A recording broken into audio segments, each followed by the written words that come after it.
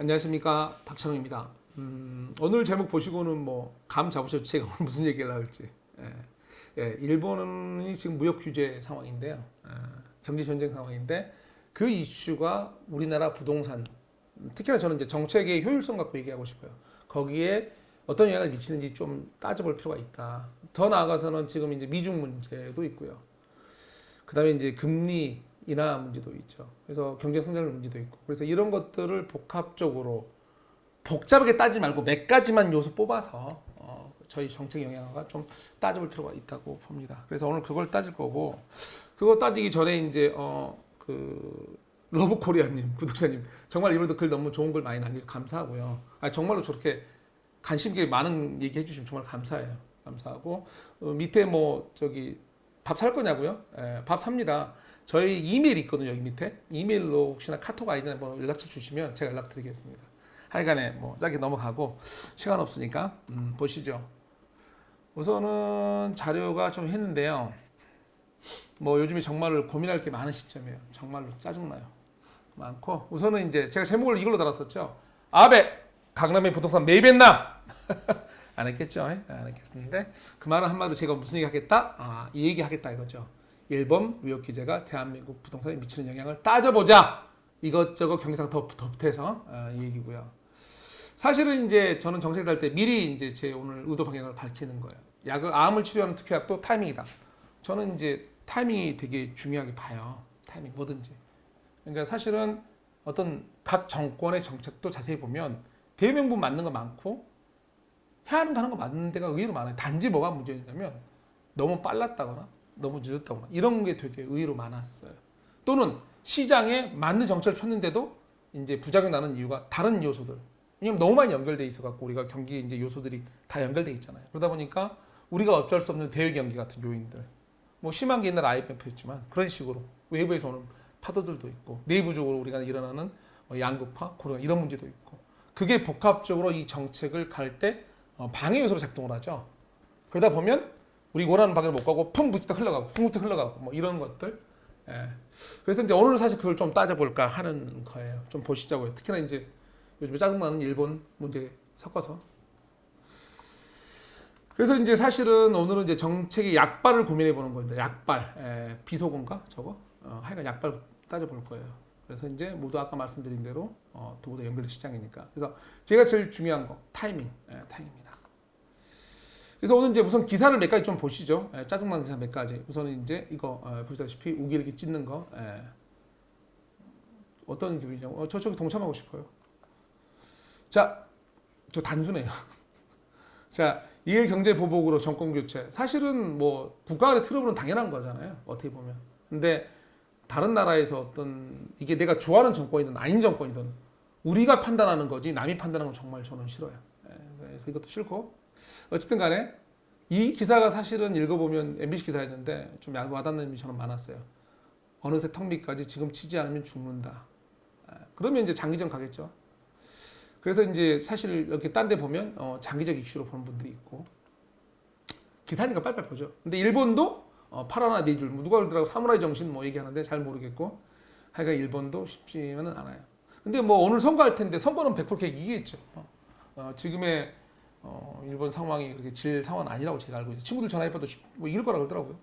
보고 제가 이제 오늘 얘기하는 거는 저런 상황에다가 뭐죠? 이제 경제 전쟁에다가 여기 보시면 이제 기준금리 인하하셨죠. 인하했고 그 다음에 이제 선제적으로 미국 금리도 인하할 거죠. 그래서 사전에 저희가 한 건데 그리고 이제 한일 갈등 장기화 우려, 장기화 대비하고 정부 기관이 시작한 거죠. 차기전 가겠네요. 이럴 때 이렇게 경기가 안 좋을 때 안 좋죠. 엄청 안 좋은 상황이죠. 안 좋은 상황에서 금리도 내리고 이럴 때 우리는 지금 부동산 꽉 쫄고 있잖아요. 쪼인데 뭐 반발 일어나고 시장 반발 일어나고 이러고 있는데 이게 과연 어떻게 작동하고 좀 영향을 미칠 건지 최소한 좀 몇 가지는 따져봐야 될 것 같아서 오늘 얘기를 하는 거예요. 그래서 기사들 이제 좀 보면서 할 거예요. 그래서 이제 결론을 보면 결론이란다. 금리 문제 따져보고 인플레이션 돈이 넘쳐나죠. 돈 넘쳐날 거고 왜 갈 데가 없으니까 부동자금 정말 많죠. 갈 데 없는 돈들. 그리고 이제 경제 성장 문제 우리 같이 이제 고령화가 일어난 양반 입장에서는 뭐 성장률도 중요하고 당연히 올라가야죠. 그다음에 이제 생산성 문제 되게 중요한데 무슨 말이냐면 생산 인구 전에 말한 거 줄어들어서 이 우리가 뭐 하나를 생산을 하더라도 적은 효율적으로 되게 좋아진다 이 말씀 드리는 거거든요. 그런 문제까지 따져보면 지금 좀 머리 아파요. 지금 경제 상황이 뭔가 해보려고 했는데 딱 맞는 상황이라서 머리 아픕니다.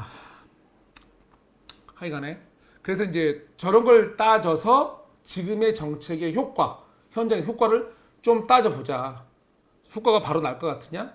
좀 끌고 갈 것 같으냐? 거기에 따라서 나는 임차로 사는데 뭐 그대로 쭉 가도 될 건지 아니면 방아지를 좀 전략 사원에서 또 매입을 해야 되는지 아니면 뭐 매도 매수 하여간에 서로 고민할 게 많아요. 죄송해요. 하여간에 가보시자고요. 우선 이제 이건 다른 기사예요. 제가 오늘 이제 약간 일본 기사고 이런 것들은 이제 저희가 지금 일어나는 우리의 다른 경기 요인들, 미중 분쟁, 일수출 규제 뭐 이래가지고 지금 이제 보면 있는데 한일만의 문제는 아니죠. 미중 문제는 사실 우리가 어쩔 수 없는 문제죠. 우리가 손대볼 수 없는. 저것 때문에 경제적 요인 받는 것들은 다 받기만 해야 되지 어떻게 우리가 할 수가 없는. 그래서 이제 더구나 이것들은 장기적 이슈일 확률이 되게 높죠. 우리하고 일본뿐만 아니고 미중도. 사실 작년 6월에 제가 이거 한 적이 있어요. 뭐 이렇게 이런 거 글로벌 뭐 금융 컨퍼런스 해갖고 그때 내용 보시면 제가 작년 6월에 했는데 그 당시 전에 이거 보시면 그때 분명히 제가 이런 제 의견이 아니고 저는 지식이 짧잖아요. 제 의견 아니고 거기 석학들이 와서 한 얘기를 제가 좀 해놨어요. 그때 미중 무역 마찰 얘기 초반이었거든요. 당연히 장기전 얘기 나와요. 어떤 이유인지 한번 보시고 하여간에 다른 기사 좀 보시죠. 자. 우리뿐만 아니고 다른 곳도 어떠고 있죠. 예, 모두 다 이제 돈 풀기 다시 돈 풀기 시작하는 거죠. 근데 이유가 좀 다르죠. 한은이 먼저 작동한 이유는 뭐죠? 사실 우리가 이제 우리 역마진 역금 그런 얘기하면 너무 길어지니까 하여간에 우리가 금리를 선제 작동 안 하면 돈이 나갈 수 있어서 저쪽 이자가 더 싸면 싼 돈 쓰는 게 먼저잖아요. 이제 그런 식이요. 근데 각기 이유가 달라요. 근데 어쨌든 간에 결론은 하나예요. 넘쳐나는 돈 넘쳐나죠. 그래서 이제 사실 물가 문제도 점점 걱정을 해야 할 상황. 물론 남들은 돈 넘쳐나는데 제대로 넘쳐나지 않아요. 그게 저 짜증나요. 시중에 돈이 넘쳐나고 부동자가 많다는 뉴스를 많이 보는데 일반 서민들은 돈 없거든. 너무 힘들거든요. 그런 상황에서 돈은 넘쳐나고 갖고 와서 이런 주거 비용들 기타 여러 가지 문제 오르니까 특히 뭐 소주값, 담배값, 기타 등등 정말 짜증나죠. 그런 것들이 이제 같이 보는 거예요. 지금 이슈들이. 더 낮아진 금리에 갈 길은 돈. 부동자금 늘 듯. 부동자금이 꼭 여러분의 돈일 필요 없습니다. 이거 짜증나는 소리인 거 알아요. 제가 지금 쓰는 것들이. 근데 그게 현실 인지를 하시라는 소리예요. 어떤 분들이 뭐 정책이나 이해를 이런 거 할 때 아니 나 돈 없고 시중 경기 안 좋던데? 경기 안 좋으니까 그래 내 주위 사람들 다 힘들다는데? 다 망해 힘든데? 그럼 당연히 저 떨어질 거 아니냐? 그렇게 이해하지 말으시라고 얘기하는 거예요. 시중의 돈은 여러분 돈 아니어도 부동자금이 많다는 소리를 그냥 그대로 받아들이세요. 뭐야? 돈 많다고요. 시장을 움직이는 시장의 가격 돈은 여러분 돈 아니어도 돼요. 그래야 차갑게 시장을 보기 시작하는 거예요. 그래서 제가 저 말 쓴 거예요. 짜증나는 소리지만 꼭 부동자금은 여러분의 돈일 필요는 없어요. 다시 한 번 말씀드리지만 이 돈이 있잖아요. 모든 곳에 돈이 많아지는데 그게 뭐예요? 여러분이 돈이 없다 해도 상관이 없어요. 돈이에요. 이런 현상이 앞으로 벌어질 거다. 심각하게. 전 세계적으로. 그러니까 더 웃긴 건 뭔지 아세요? 이런 것들이, 이런 뉴스들이. 시중은행 금리. 1,000만 원 맡기면 겨우 17만 원. 저거 세전이죠. 세전. 저거 나누면 어떻게 되죠? 1,000만 원, 17만 원? 한 달에? 만 원 좀 넘네요. 2만 원 안 되고. 근데 그것도 세후하면 만 원 정도 되려나? 심각하네요. 심각해요. 저걸 쉽게 표현하면 이런 식이에요. 제가 볼 때는 돈을 은행에 저축할 이유가 없는 거죠. 점점 돈은 풍부하고 실질 물가 상승하면 뭐가 된다? 마이너스 금리, 실질 금리. 이게 무슨 소리냐면 저건 좀 따져봐야 돼요. 돈 많은 사람일수록 은행 저축을 안 하겠죠. 많이 싫어하죠. 저거 있었어요. 3년 전 데이터인가? 2년 전 데이터 한번 봐보시면 돼요. 우리나라 실질 금리 마이너스예요. 무슨 말이냐면 물가, 즉 실제로 밖에 있는 물건들 가격이 100원짜리가 110원, 120원 이런 식으로 쉽게 표현을 하면 올랐죠. 근데 금리 이자는 얘가 100원짜리 110원 오를 때 이거는 105원 이런 식의 이자 비율. 그러면 은행에 넣어놓으면 돈은 되게 기분 나쁜 걸 얘기를 하나 말을 드리면 제가 어떤 이제 아시는 분들의 돈 이제 저는 없으니까 돈 많은 분들이 와서 상담한 제일 기분 나쁜 때가 이제 뭐 이런 돈을 가지고 통장에 이렇게 실직률이 많이 났을 때 표현할 때 돈이 썩어간다. 되게 기분 나쁜 표현인데 이제 그분 입장에서 그걸 이해하는 데는 제가 빨리 이해하게 됐죠. 그분이 그렇게 표현해 주셨으니까. 돈 넘쳐난다니까. 여러분 돈이 넘쳐나요. 지금 저런 기사예요. 자, 은행에 1,000만 원이 17만 원인데 억, 10억, 20억, 30억 뭔가는 은행에 두면 안 되는 사람들이 있어지는 거죠. 한마디로 쉽게 말해서 이제 은행 저거 갖고는 당연히 옛날부터 그랬지만 얼마 꽤 변한 지 오래됐지만 당연히 예금 이자고 먹고 살 수는 노를 어떻게 할 수는 없는 거고. 되게 심각한 얘기들이에요. 지금 먼저 보시면 기분 나쁜 얘기면서 담보대출금리 이거 오늘 기사예요. 제가 아까 봤는데 21일 역대 고정금리형 역대 최저래요. 그러면 담보대출인 부동산은 정부가 규제하고 있는 담보대출이 최저면 다른 거는 이게 이제 은행의 비축 자금들이 현실적으로 튀어나오는 거죠. 돈 많아지는 튀어나오는 거예요. 되게 근데 저게 모든 사람에 대해서 그런 건가요? 아니죠. 예. 신용이 좋고 돈 많은 분들, 은행 기준을 통과하는 분들 그분에 대해서죠. 우리가 보통 이제 전화 있으면 대출 해준다고 전화 많이 받아보시죠. 저도 막 한 달에 몇 번 받아요. 계속 저 대출 해준다고 우리 뭐 이제 사채 시장들 전화 오면 뭐 이게 보이스피싱일 수도 있고 짜증나죠. 농담하고 저 그 말해요. 돈 좀 한 몇 억 줘봐. 그 전화 장난할 때 심심하면 당연히 기준 따지고 다 따지죠. 그러니까 저게 사실은 양극화를 더 심하게 하는 거고 아랫사람들 더 힘들게 하는 요인 중에 하나죠. 그래서 이제 지금 저런 것들도 다른 상품에서 금리 낮아진 것, 대출 이자가 낮아진다는 소리는 뭐냐면 은행에 있는 돈들이 이제 숫자상 돈이죠. 튀어나오죠. 튀어나올 요인이 많다는 거죠. 어디로? 시장으로. 시중에는 또 돈이 돈 많아지죠. 그 다음에 이제 우리 우대금리, 제가 예전에도 이 대출 규제를 해도 피해는 섬이 본다는 게 뭐였냐면 돈 많은 분들은 신용 좋은 분들은 이자가 싸요. 올려도 은행에서 우대금리를 까주니까 자기 은행 고객이라고 여러 가지 요인에서 최대 1% 이상 차이 나죠.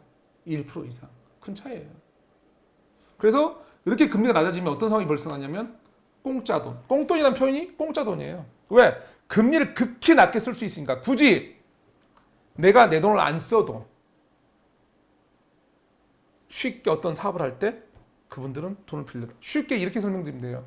삼성이 돈 많으시잖아요. 당연히 뭐 0.5% 이자도 삼성은 안 쓰시겠지만 혹여라도 그쪽과 관련 큰 윗분이 은행 가서 야 돈 좀 꿔줘봐. 당연히 돈을 이자가 비싸게 받을까요? 엄청 낮겠죠. 정말 낮을 거예요. 0.5%? 0.3%? 네, 낮을 거예요. 왜? 리스크가 없잖아요. 꽁돈. 그런 것들이 이제 많아질 거예요. 시중에. 지금 저 상태로 가면. 제가 좀 돈 많아진다는 걸 계속 강조하고 있죠. 시장 뉴스들을. 뉴스가 계속 보여줘요. 정말로 돈이 많아질 수 있는 이유를. 은행이자 떨어지고 대출 역대 최저고. 그 다음에 이제 이런 것들, 이런 거죠. 뭐냐면 저 기사를 제가 저 기사가 사기인지 아닌지 전 모르겠어요. 그건 모르겠고. 근데 이제 뭐 잘못됐다는 얘기가 있는데 의도가 잘못했는지 안 했는지 모르겠는데 결과가 그렇다 이거죠. 근데 한마디로 돈 많은 세상에 특징이 있어요. 돈이 많아질 때 특징 하나. 고수익은 없다. 특히 나이 든 분들 저걸 영원히 깨달아 잘 모르더라고요. 고수익이 없어요. 돈이 많아지면 여러분 돈이 푼돈이에요. 시중에 돈이 너무 많아서. 아무리 많아도. 그래서 어떻게 되냐면 고수익을 바라면 안 돼요. 고수익 바라면 안 되고 정말 수익이 낮아져야 돼요. 갈수록 기대 수익 자체가. 높다 하면 무조건 의심해야 되니까. 여러분 직접 관리하고 만든 것이 아니라면 여러분이 빌 게이츠처럼 아니면 옛날 정말로 뭐 존경하는 스티브 잡스처럼 직접 만들고 뭔가 창조한 게 아니라면 고수익은 없어요. 지금의 시장의 특징이에요. 돈이 너무 많으니까. 그 다음에 이제 좀 이거는 좀 다른 기사인데 연결해서 사실 설명을 드리면 좀 길어질 것 같은데 한번 생각해 보세요, 각자.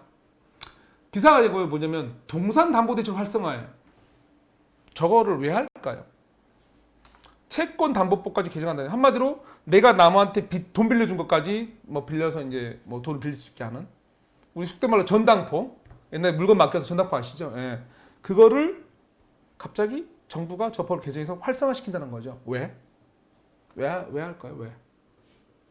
물론 이제 시중에는 여러 가지 돈이 더 숨통을 튀게 하고 서민을 뭐 외하게 한다 이런 개념도 있지만 왜?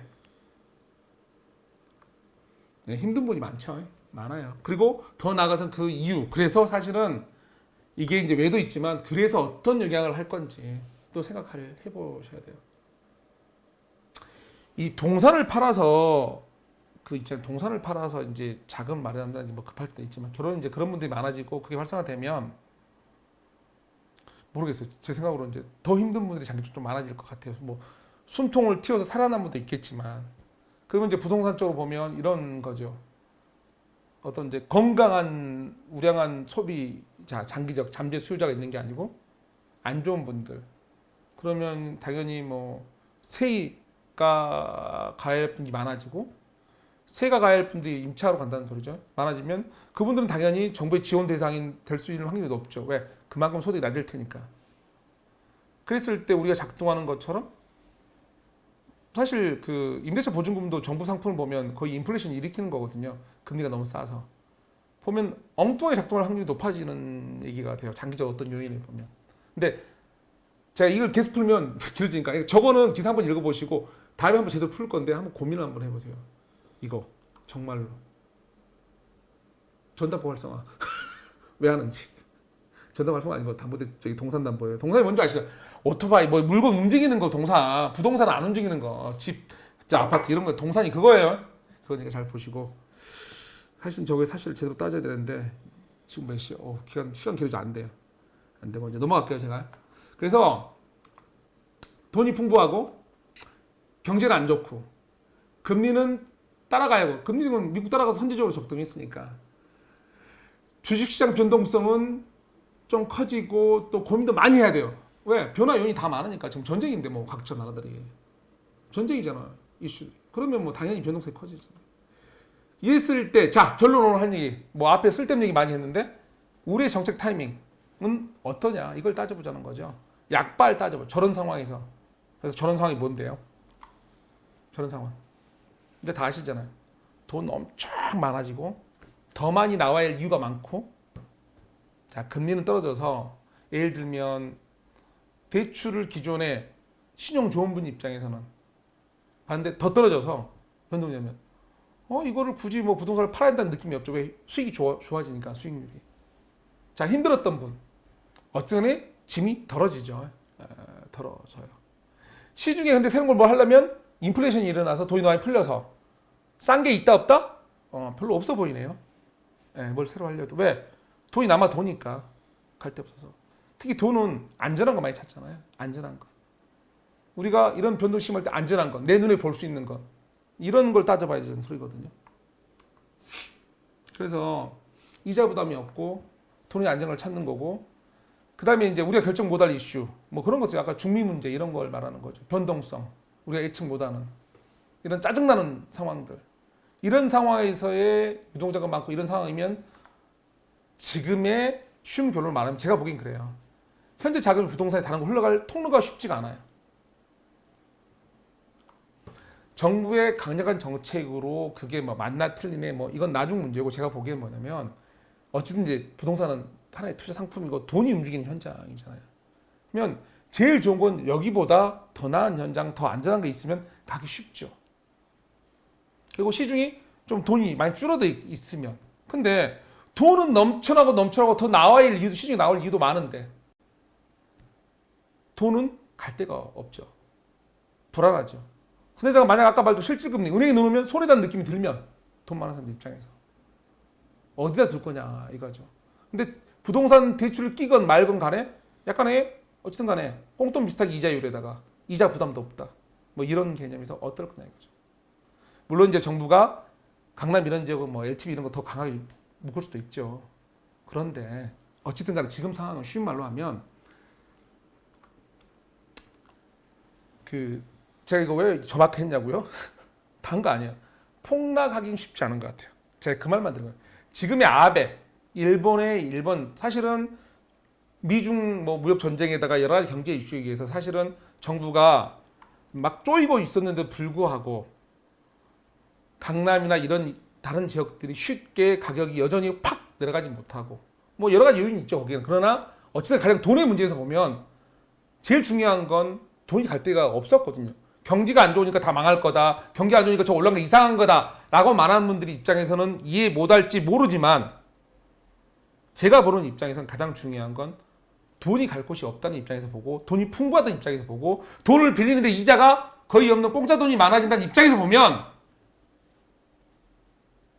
떨어지기는 만만치 않다. 짜증나죠. 그게 아베가 그래서 제가 제목을 뭐로 정했다? 아베가 가능한 부동산 매입했나로 왜 정했냐면 그 인간이 우리의 정책의 약발을 더 약화시키고 있다 이 말을 하는 거죠. 그래서 지금의 상황은 제가 보기에 그런 거예요.